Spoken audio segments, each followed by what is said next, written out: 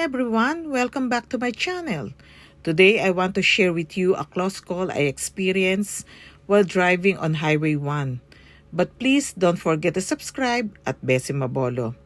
As you can see, I'm driving safely in my lane, maintaining a safe speed. You never know what's going through another driver's mind. Are they distracted? Are they in a hurry? Suddenly, this vehicle cuts me off. Let's wait. You see? Now I don't know if it was intentional, but why? Or just a mistake. Whatever the reason, reckless driving puts everyone at risk. Thanks for watching. If you want to stay safe on the roads and learn from my driving experience, again, please don't forget to subscribe at Bessie Mabolo. Have a good one. Stay safe.